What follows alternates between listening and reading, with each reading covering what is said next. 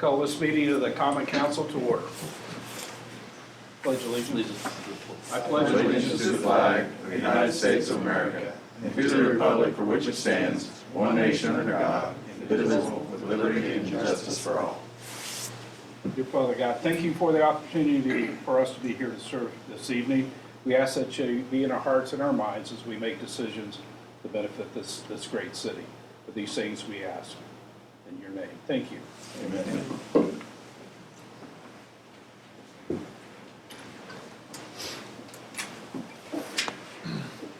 Everybody have the minutes from the last meeting? Have any questions or additions? Make a motion to approve the minutes. We have a motion. Your I'll second it. Got a second. All those in favor say aye. Aye. Any opposed? Motion carries. Approval of claims. Everybody had a chance to go through the claims. We have a motion to approve. I'll make a motion to approve. Have a second.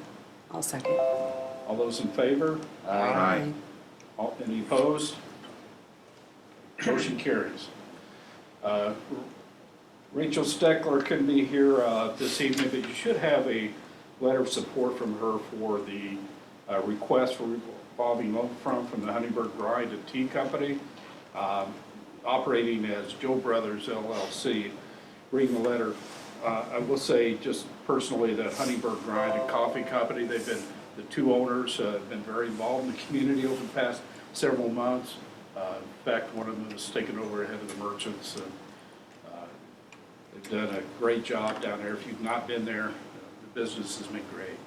It has been, they have had their interviews with the revolving loan committee. Phil has received all legal documents that are required. We just right now need a consideration of approval of the revolving loan. The loan is also secured by a second mortgage on their residential real estate, in which they have considerable equity, so it looks like it's pretty secure. I'd make a motion to approve. I'll second. All those in favor? Aye. Any opposed? Motion carries. Do we have to approve the Board of Finance minutes?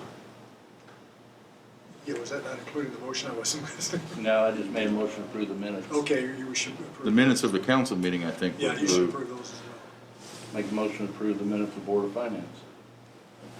I'll second it. All those in favor? Aye. Okay, motion, any of those opposed? Motion carries, sorry. I always miss one thing, it seems. No, I'm not trying to- Finance. I'm not Thank you. trying, I just. I had the council minutes, but not the finance. Yeah, I said, I think there's two of them here. Thank you. We have a special guest here today. Malia. We do. Been worked with Malia with the Mayor's Youth Council. She has attended the park board meeting on several occasions and has been here, and she wants to make a kind of an update of what's happening with the Mayor's Youth Council. Hello, Malia. Okay, so we have a meeting about once a month for Mayor's Youth Council. So I could probably report back to you guys once a month, if that's okay with you guys. So we were planning to work on the community garden, which is right beside Hunter's Crossing. We were gonna do that around February, end of February, but we're gonna move it to early March. So we're gonna have drop boxes set up, probably outside of City Hall, at churches and different things, for garden supplies and everything like that. All of us were let know that we have some money from the city, I believe. 3,000. Yeah, there was some money set aside in that towards that will be set aside for that annually. There's some money set aside. Last year they didn't spend all of it, so they spent probably 2/3 of that a year ago.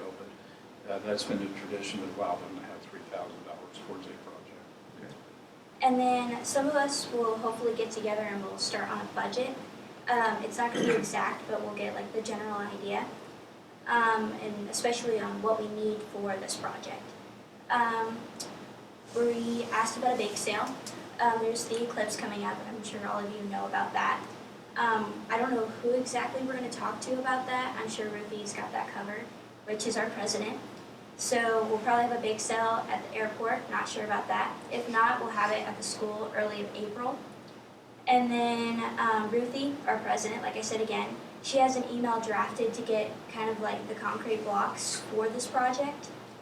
I think Stein Camps, and there's another one, but, so she's gonna get an email sent to that.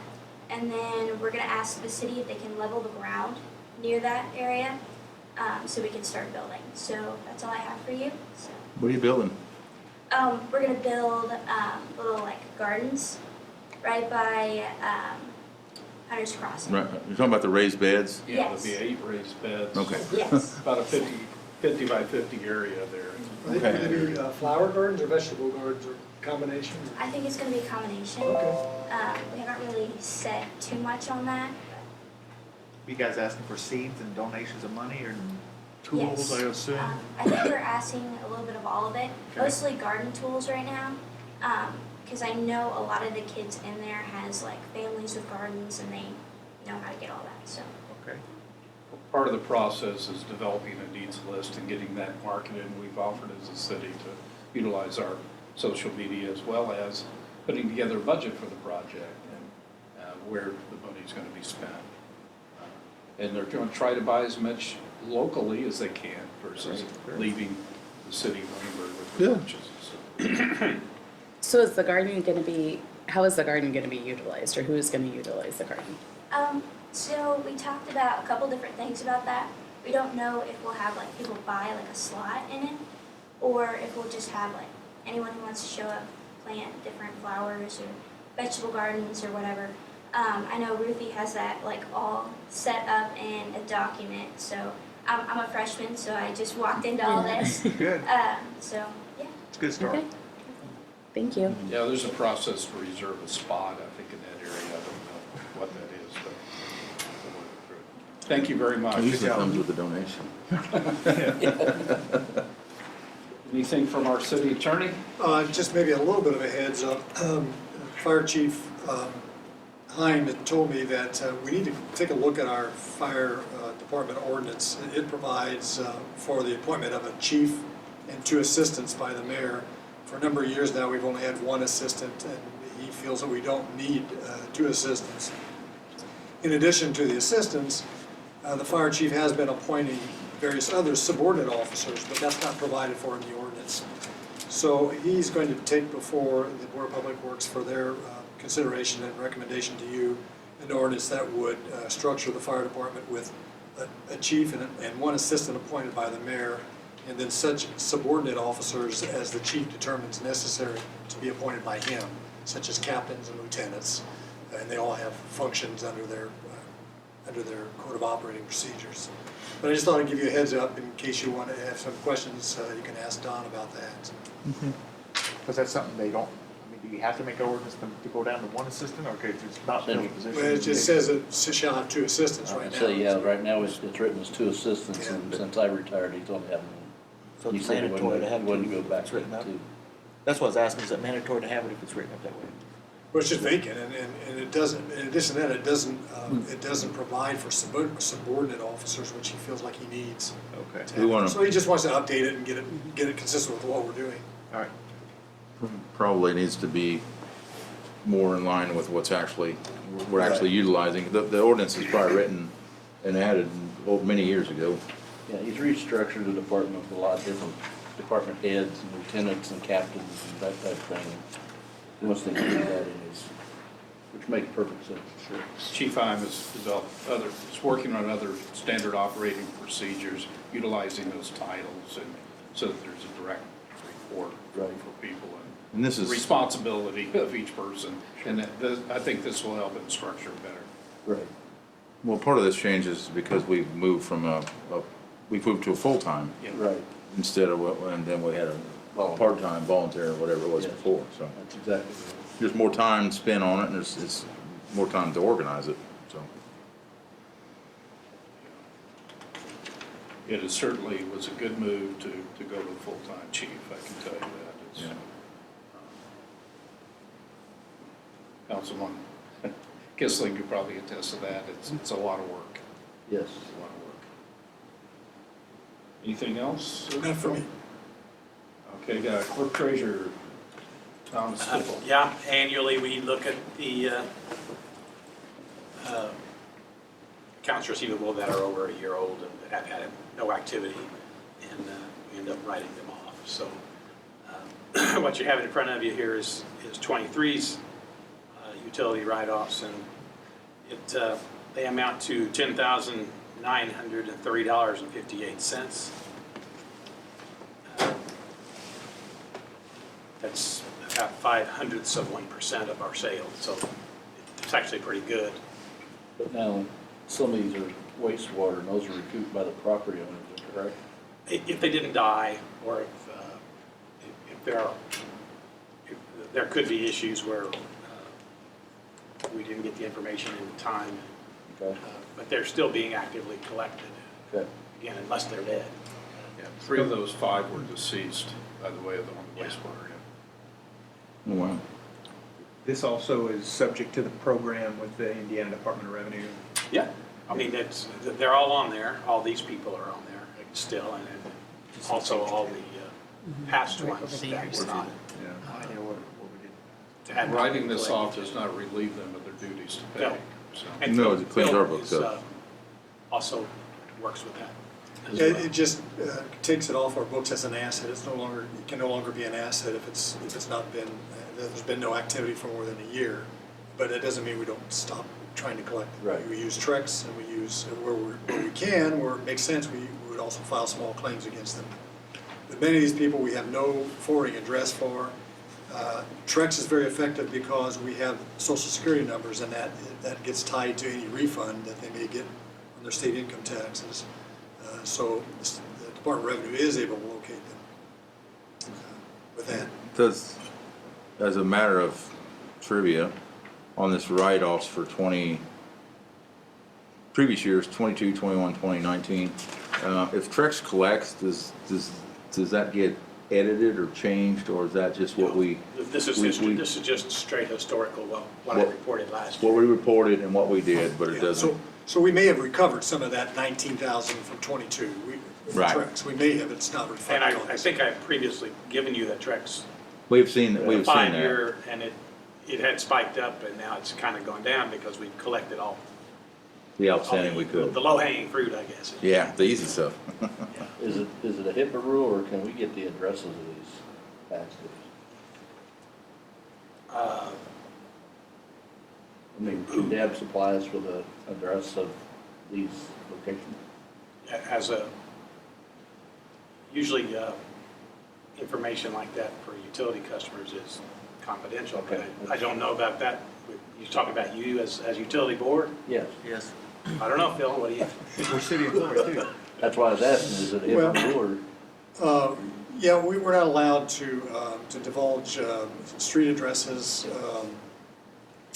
to the general public. If there's a legitimate city interest, I'm not sure what you're talking, for collection purposes, yeah, Tom and the utility office can share those with me, those addresses with me, so that I can pursue collection. Okay. And we do that.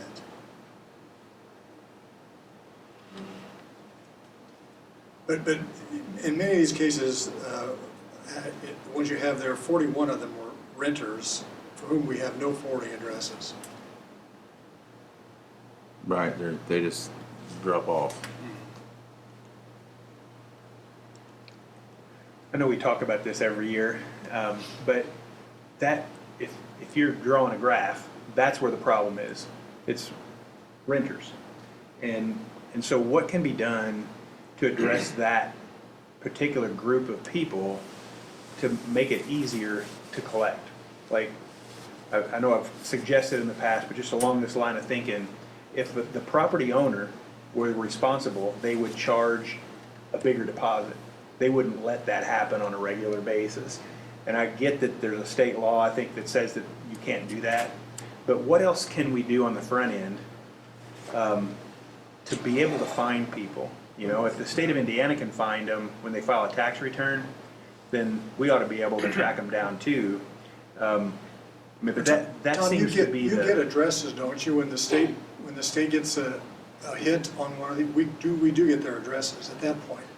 There's a letter sent out by, the state sends it for us, but it's sent to the address that they have for that tax return. do we have the ability to to require a bigger deposit of a renter We than? could, we could do that. Do we have any flexibility as to when we return it? Like if you're a property owner and we know you're not gonna, If they have, I think it's either 1 or 2 years, if they have perfect, if they have no delinquencies for a period of 2 years, maybe it's only 1 year, I have to look at the statute Yeah, again. it's 2. Then you have to, you do have to refund it. would it, oh, you have to? So there's no flexibility there. That's correct. When I looked into that, yeah, Jasper doesn't return theirs on a rental property though. And that's I'm what not they sure. do. And that's what they told us. That's not what the statute says. I know that, but that's, they don't return it on a rental property is what I was told when I went over this a year ago, 2 years ago, asking those questions. So is it fair to say that of these 41 renters, that most of them then paid on time for 2 years and Oh, I then really left don't them? know. Is there any way to know that? Or Well, if I they mean, were at a just looking location at more it, than a year. it's not that much. You're probably looking at, I don't know, there's some pretty big ones here. Yeah, there are. There's probably a couple months worth on each. Yeah. What is the current deposit? It's 325 for all 4 utilities. I think it's broken down by It's less if you don't have electric, gas. gas. And there's no, 100, 175, 75, I think. Is that 350? yes, I think that's what. where I went to school. That was Holland. Yeah, that's all. But, I know this conversation erupts every time we look at these. But I still think we need to look at the percentage of a percentage. I agree. And we need to be mindful that how much, you can only put so much effort into this because there's no real reward, you know. You got $10,900 here, so you wouldn't want to spend more than that. I want to spend 20 grand to recover this 10 or whatever, you know, and I don't mean, but if you're, the time you send letters and do legal actions and things, this stuff adds up quickly. I mean, it just does. The time is precious. I think it seems like 50% of these or so would be covered by the deposit amount. Well, Let's pass that. Maybe. These are after deposits. these are But after I- deposits, yeah. They've taken the Oh, deposit. so they've already taken that out. Taking Okay, the- okay, This sorry, will be yeah. the final bill. We've Okay. kept the deposit and they still owe that. Yeah, but how many of these people were less than, 2 years of your good credit, at the time? I would say most of these, again, just based upon my observations, most of these have not been customers for 2 years. Right, they're just a year in Right. the. I would think Nor- you're right. Yeah, or not been delinquent. Right. What would be the negatives as far as raising the deposits then? I'd say a barrier Some of to them are entry, obvious, right? but they can't. Somebody may not want to live here then. Yeah, just make May it not have the money. or- It gets quite expensive for landlords requiring the deposits. We're requiring the deposits plus their rent. I mean, you're talking maybe $2,000 to move into an apartment. More than that. A lot And of that people- affects the labor force that's available in the Right. city, and it affects, Impacts seniors. it affects income tax, local income tax revenues that would be available to us. And there's, it's a give and take. There are a lot of, you gotta be careful what you do, how you kind of affect that element of our community, the renters, the tenants. They just may not settle here, they may go somewhere else. AIM has a file share discussion where we can bring up issues on there. The mayor's and the clerk's issue 2 weeks ago, number one was, how do we prevent this? It's the very same thing. Yeah. Yeah. And there wasn't really a lot of clear answers, but there was probably one that was clear, and I don't know that we should go there personally, and that is requiring landlords to financial responsibility that they only put it in their name. And that's not a good thing either. I think there again, we mentioned, if you look at our total gross revenue and the write-off we're doing, it's minimal. How many decimal points is that? It's several, right? It's less than, it's right at 0.05%. So We do have responsible landlords that do require proof of payment of their utility bills in order for them to remain in that unit. I think that if you look at this and probably put it against, you'd probably see a trend among landlords that match the responsibility of the renters. I agree with So that's, You, Is there a they do cutoff? They do notify the landlords Yeah. when, they should. upon shut off. Yeah. Is there a rule of thumb in the collection world that, like the $52.94, we're not gonna go after that one because it's just the return and the time spent getting it, but if it's $250 or above, yeah, we'll be more aggressive, or is it $500, or what do you guys? Well, my policy is I won't file small claims on anything if it's under $100. And some of these smaller ones, like $4.73 or $19.55, that's what's left after the deposit is applied against their bill. And they get that bill and it's just so small, they just ignore it. I mean, they figure it's de minimis and we're not gonna go after them, and they're right. I mean, I don't have time to chase somebody for $2.05. Right. Or even spend the postage on a letter. Yeah, right. So if somebody came back to town, I don't know whether they would or not, but if somebody came back to town and came back to City Hall, we keep a We get it. record. We get it. How far back? 10 years, forever? Well, again, I think it was 6 years, right, Phil? 6 years on an open account, we could require them to pay it back before they have utilities Before they get new services. register their names again. But just around that is that they can have another family member put in their name. Yeah. And they, There's how many siblings they got. But that happens all the time, though. Yeah. It's how we get a lot of the money. Yeah, they wanna move Bring it back in. So, okay, here's your deposit, but it's $1,000, so, Dude. okay. does anybody that you've ever heard of, any municipal utility, require credit checks before they would give somebody access? Possibly. We do that. I mean, it's not a credit check, but we look at their credit worthiness with their prior. Do we turn these people's Usually. names in whenever they delinquent so they have a Oh, record no, of? not that. Only if somebody comes here and we ask for it. Okay. We ask, do you have these people been delinquent for, or what's their record? So under our ordinance, not everybody has to pay a utility deposit. Only those people that can't prove that they've had at least, is it 1 year of perfect, We use 1 year, yeah. 1 year of no delinquencies with another utility provider. If you can't prove that, then you have to pay the deposit. And so that's the kind of credit check we do. We require them to get proof that they have no delinquencies with another utility provider for the past year. They've had to have service also with another utility provider and no delinquencies. So many of these people have never had service or haven't had a whole year's service with another utility company, or they haven't had perfect payment record, so they have to pay a deposit. Do we have a list of the landlords that are associated with these accounts?